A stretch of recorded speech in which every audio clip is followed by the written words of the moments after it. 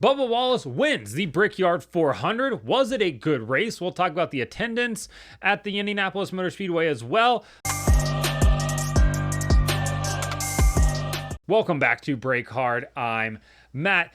Freshly back from the racetrack, an absolute scorcher on Sunday in Indianapolis. I don't know when Indiana became, South Georgia, but it was hot on Sunday. It was like Kentucky Speedway in July levels of hot. But we made it, clouds came over. It was fine. Pretty sure I sweated out my entire body weight, but nevertheless, we were there for the race. Shout out to everybody, said hello. Super nice of everybody to stop by and say hi when, we passed and everything like that. But we were treated to a new winner. Bubba Wallace picks up his first win in 100 races. And now he's into the playoffs, locked himself in, becomes the third open car ever to win a NASCAR Cup Series race alongside AJ Allmendinger and Shane Van Gisbergen. First win for 2311 Racing this year. But was this a good race? I'm going to give this race a 60. From a strategy standpoint, this was great. This is exactly what you want out of a strategy race. It's like watching Sopranos and everything comes together and you're like, oh, that's how this is all going to play out here. From a racing standpoint, yeah, it wasn't very good. Think about like any sort of mid-season show that comes on and just immediately gets canceled. You're like, yeah, that one was bad. And that's what this was. It was a lot like Dover last week. Passing was at an absolute premium. Passing the leader next to impossible. I mean, basically 3-4 laps after a restart, it was like watching a parade for your local municipality. It was not the greatest thing that we've ever seen by any means. But it was still a race. We're still going to talk about it real quick. So stage number 1, you get started off. Chase Briscoe leading the race. You had an issue with Ross Chastain and Michael McDowell. They got into a bit of, what's a good word for this? A wiener measuring contest. And Ross was blocking for like 31st place on track. And Michael McDowell said that, oh yeah, I just got into the corner. I didn't expect him to break that soon. And if you listen to the onboard, it's a bit iffy. It's questionable if he just ran into the back of the one on purpose or not. But nevertheless, Ross gets wrecked out. Backs it into the wall, comes into the pits. They repair it, or try to repair it. It didn't go very far from there.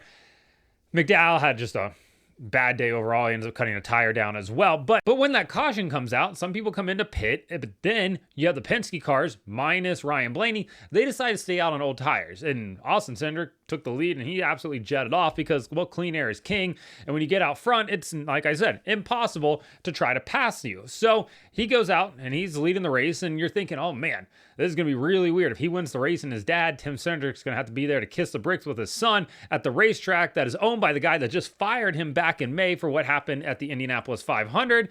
And it was going to be something. So yeah, it was the stage number 1. It was interesting. It was an interesting strategy play and something that you're like, okay, this is probably going to set the tone for later on because new tires really didn't make up that much ground. It took about like 20 laps before the new tires to really start to work. But by that point, there's already 20 laps on them or so.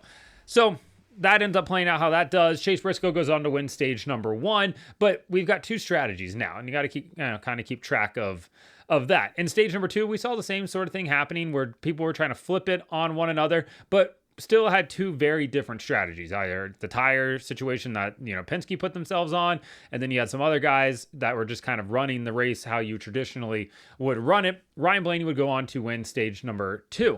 And in stage 3, we had a couple of different tire issues. You had Eric Jones. He just loses a right front tire, comes out of the pits. We saw what the issue was. The front tire changer, he thought that he got the lug all the way on. They dropped the car. Spoiler, the lug wasn't on. He hits it again, but that's not going to put the wheel on. It needed to be off the ground if that was going to actually seat how it should have. Send him back out there. Going off into turn 3, wheel just shears itself. He pounds the wall. Bad, hard hit for him. Thankfully he was okay, but that car had speed. It probably deserved to have a top 10 finish and ultimately didn't get it on Sunday. Bad break for him. We also had Austin Cindric leading the race. He cuts down a tire as well. And it's like, okay, well, that's a tire issue for the Penske cars here. Not ideal for them. We also saw a tire issue with Cole Custer. And then Joey Logano, late-ish into stage number 3, it appeared that Paul Wolfe had played this strategy absolutely perfect because when the pit stops are happening there, it cycles around, and Logano only took 2 tires. So he was able to jump over everybody else, get himself out front. And the thinking there was, well, hey, if you get your driver out front into clean air, passing him is really, really difficult. And even if you have only 2 tires and the person behind you has 4, chances are you're still probably going to be able to hold them off. And it fell right into their lap. It played out perfectly for them until Joey Logano cut down a tire. He cuts down a tire and it flips this entire race around because that then hands the lead to Bubba Wallace. And now what Bubba has to do is just, hey, hold off his teammate Tyler Reddick. The Kyle Larson's behind him, but everybody's a little bit close on fuel. Bubba's got about a second lead here, and it's like, all right, he's got the clean air. He's got about a second gap. He should be able to sail off and get this done. Laps are ticking away, and it's like, man, this is actually going to happen for him. Like, Bubba Wallace is going to win the Brickyard 400 unless a caution comes out. And guess what?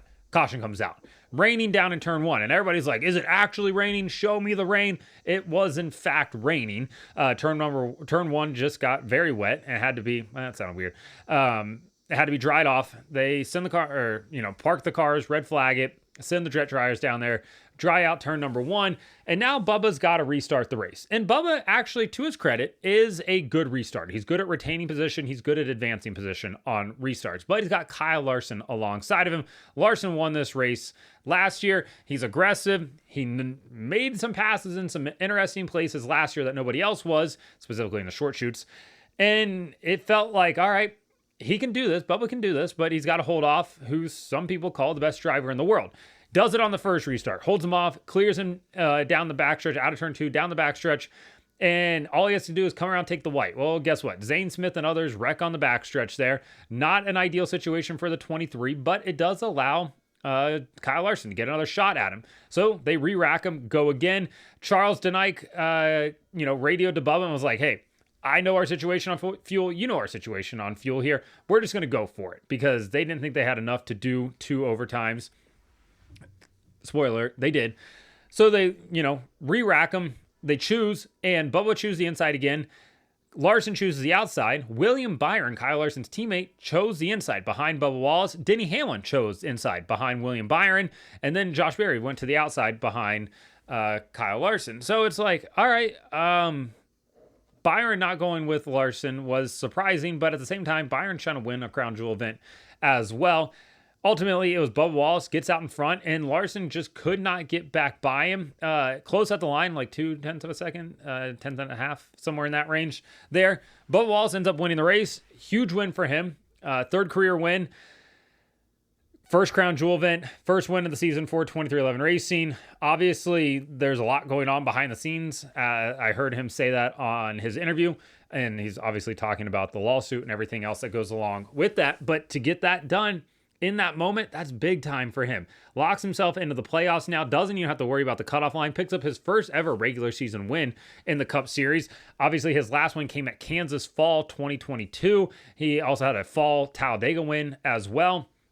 And now he's got a regular season NASCAR Cup Series points win in a crown jewel event, had a fast car all weekend, was in contention all day. And we'll get to a little bit how people are going to say, oh yeah, well, this doesn't count for him, blah, blah, blah. Whatever. I don't know what that mouth breather that replies to everybody tweets is going to say now. I'm sure he's just going to double down on his nonsense. But regardless, Bubba Wallace is a race winner this year. 3rd Cup win, like I said. Let's go through the top 10 real quick because when I was standing there, I tweeted out what I thought was the top 5. And I don't know if I had a stroke or what, but I had Josh Berry, William Byron in the top 5, and none of those dudes finished in the top 5. So that was definitely on me.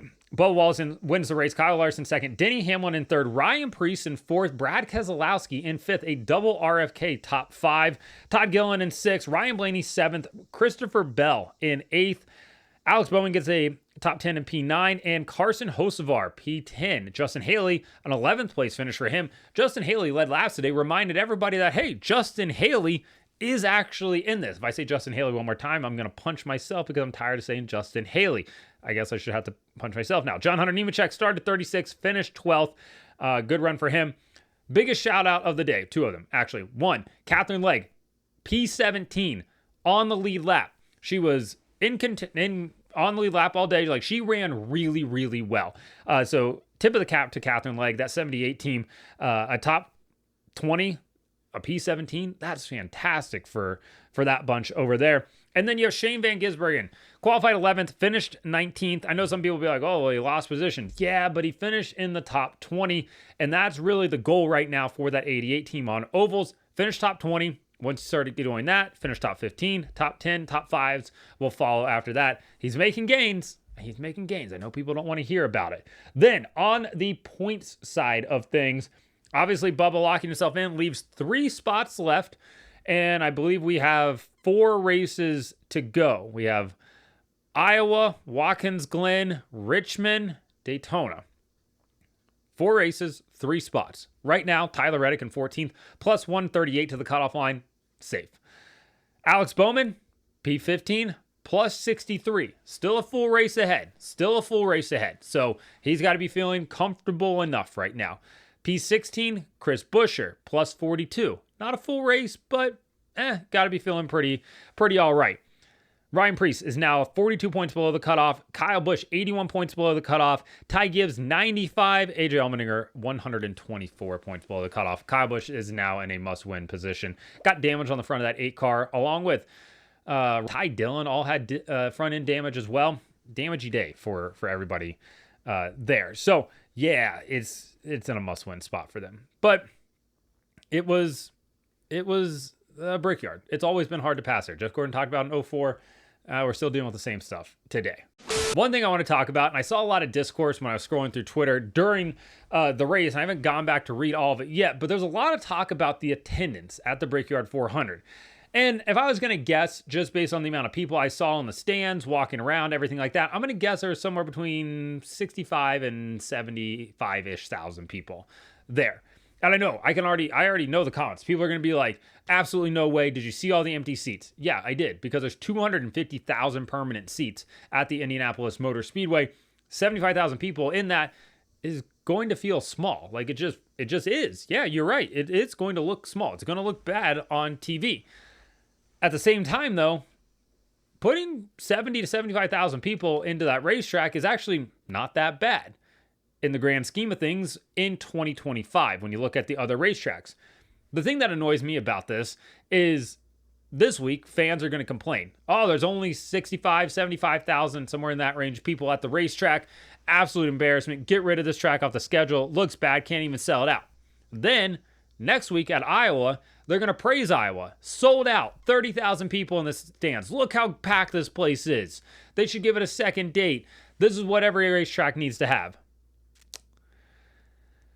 So Indianapolis puts over double the amount of people into the racetrack that Iowa does, but everybody's critical of that. Meanwhile, Iowa puts 30,000 people in the racetrack, and because it only seats 30,000 people, everybody's like, oh my God, this is amazing. Look at this. Same thing that happens with Phoenix every year for the championship race. Phoenix sold out again. Well, it seats 40,000 people. Yeah, but it sold out. Okay. Bristol Spring Race is a half-full racetrack. 75,000 people are there. And everyone's like, oh, we got to get rid of it. But there's 30,000 more people there. Yeah, but it doesn't look good on TV. It's stuff like that will drive you absolutely mad when you try to figure it out. So yeah, there are empty seats. And they didn't even open up full sections of the racetrack. Again, totally fine with that. Turn 1 had a ton of fans down in there. Turn 4, from what I can see on pit lane, looked crowded enough. There are a lot of people milling around the infield for sure. A lot of people on pit road. So they sell a pre-race pit pass for like just regular ticket holders to buy. And all it does is let you just walk pit road before they roll the cars out, and then you get kicked out. But that's an extra $100 add-on. Indianapolis Motor Speedway is just printing money this weekend because so many people had those. It was actually packed down there. Once again, there were a lot of people there on Sunday. Yeah, it's not the Indianapolis 500. It's never going to be the Indianapolis 500. Well, back in 1994, it was sold out. Okay, it's because people had never seen it before. If we ran it now and people had never seen stock cars on the racetrack and we were like, hey, we're going to start running NASCAR at the Indianapolis Motor Speedway, guess what? There's probably going to be 200,000 people at the racetrack because they'd never seen it before. Now they saw it and they're like, okay, well, stock cars don't exactly race great here. Not the way Indy does by any means. And yet people are still going to complain about the attendance. It's an uphill battle. It's a losing battle. We're never going to win it. You can try to use logic as much as you want, but it never ends up working out. No, the Indianapolis Motor Speedway doesn't need to come off the schedule. The fact that they went to the road course was dumb. I'm happy that they are back on the oval, and it shouldn't go anywhere, next year or into the future at all. It's a crown jewel event. It's the most famous racetrack in the world. It deserves to be on the schedule. Let me know in the comments what you thought about the race, Bubba Wallace winning, the attendance at the Indianapolis Motor Speedway. Like and subscribe to the channel. Follow me on TikTok at Brickyard, Instagram, Twitter, and Facebook at Brickyard.